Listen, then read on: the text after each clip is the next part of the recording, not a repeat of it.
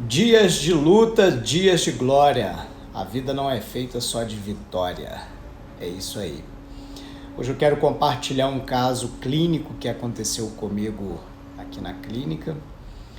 Um caso que chegou para mim em setembro, início de setembro, de um paciente que vem com histórico de dor na lombar, ciclista, a nível de competição. E esse paciente, com muitas dificuldades que ele veio apresentando ao longo dos tratamentos para alcançar resultado. E quando ele chegou para mim, logo eu pensei que seria fácil, porque uma lombalgia comum, uma lombalgia crônica, e eu logo imaginei que poderíamos ter resultado, assim como a gente tem vários resultados com vários pacientes, com um caso tão simples como esse.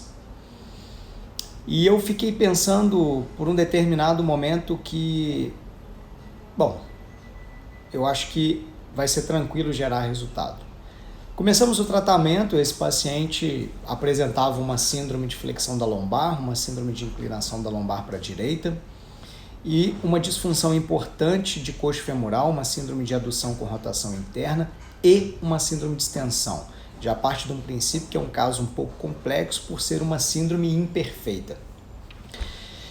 E aí começamos o tratamento, ele teve uma evolução dentro de 3, 4 semanas aí em torno de 20, 30%, porém ele agarrou nesses 30% e hoje voltou para mim por uma reavaliação com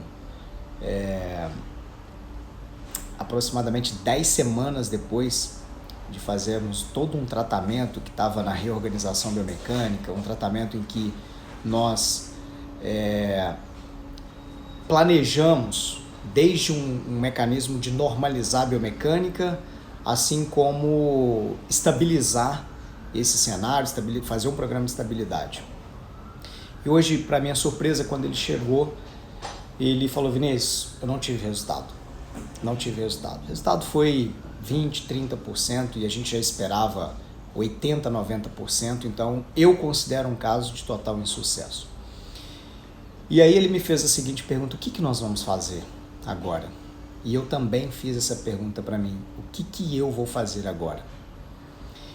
E é importante nós olharmos para dentro por um determinado momento, entendermos que é muito comum, na verdade, nós falarmos apenas de resultados bons, apenas de coisas boas que acontecem, apenas dos casos de sucesso, mas os casos de insucesso são aqueles casos que a gente mais aprende.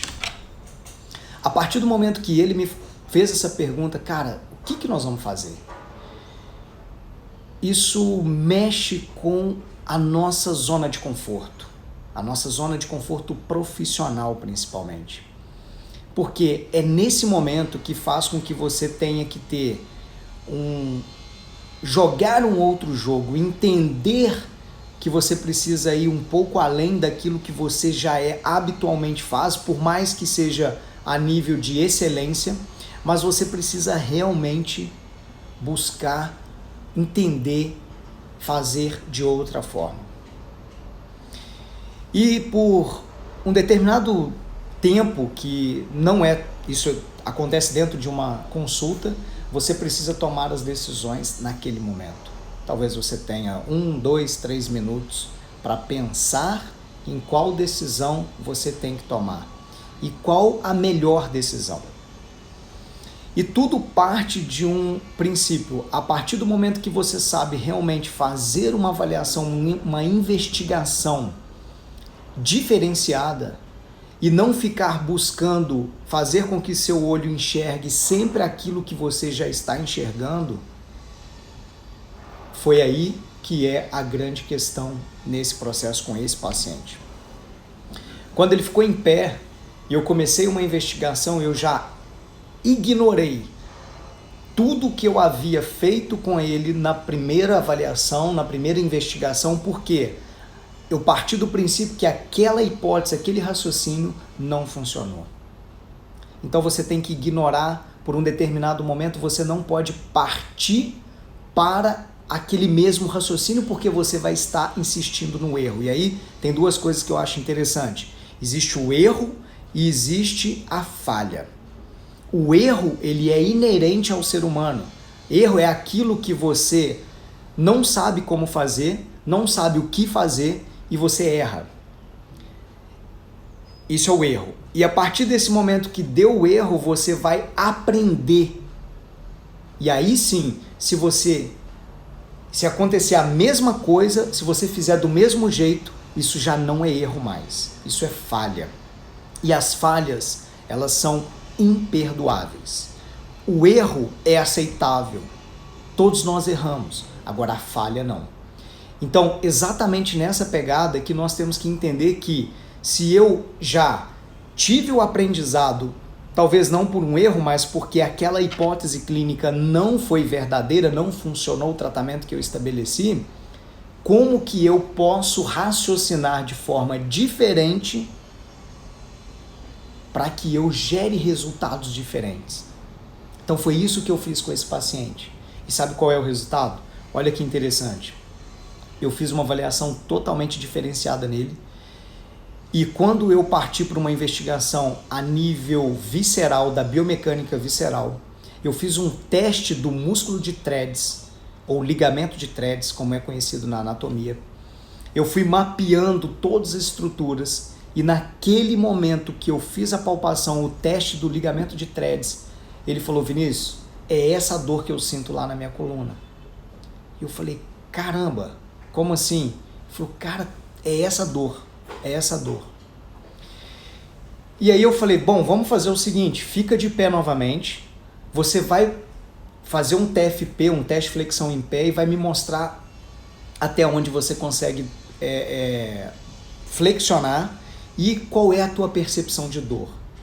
Por um determinado momento, quando ele estava em pé, ele falava: cara, eu já sinto uma lombalgia, eu já tenho aquela dor aqui basal, e quando eu faço o movimento, essa dor por um determinado momento, ou seja, mais ou menos ali com uns 15, 20 graus de flexão de lombar, a dor já aparecia e intensificava a ponto dele não conseguir dobrar mais que aquilo.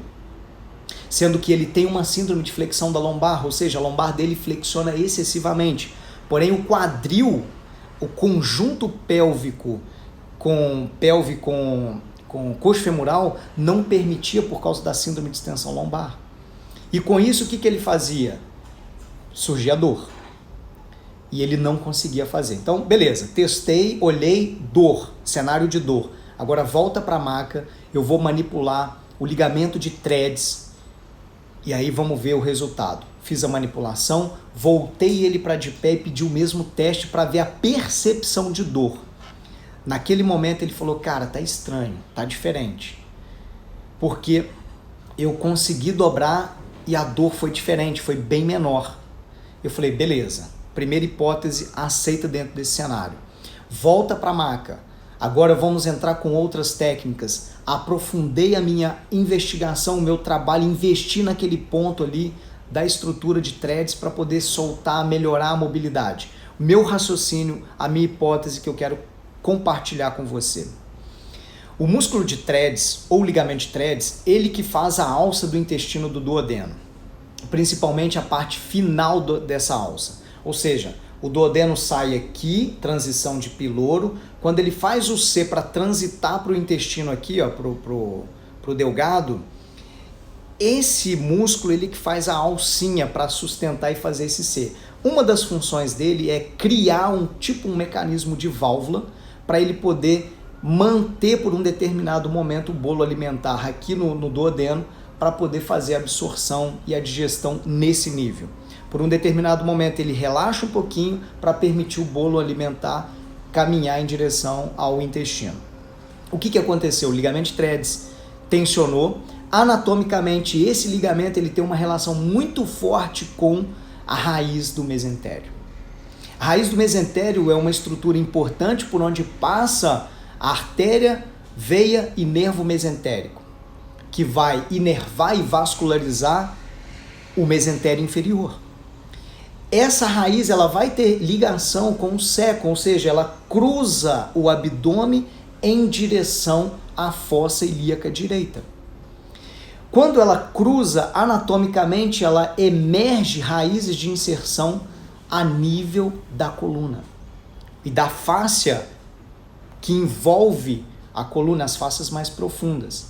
Então, o meu raciocínio é o seguinte: por que a musculatura posterior de coluna desse paciente não estava sustentando para corrigir essa síndrome de flexão da lombar?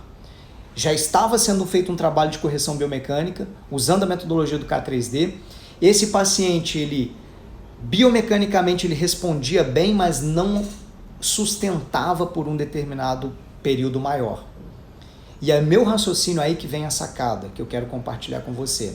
O meu raciocínio é o seguinte, que esse ligamento de threads mais a raiz do mesentério, que são estruturas compostas por tecido conjuntivo forte, vascular, neural, fáscia, mantém uma tensão ligamentar profunda anterior à coluna tão importante que, por um determinado momento, mesmo trabalhando a musculatura, essa estrutura que mantém hiperatividade, impedindo que os eretores da espinha mantenham um bom trabalho para fazer a manutenção da extensão da coluna lombar.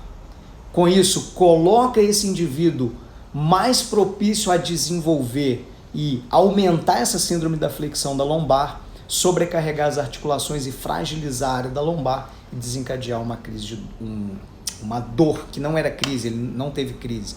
Ele tem dor recorrente, dor constante, dor crônica, um nível 4, 5.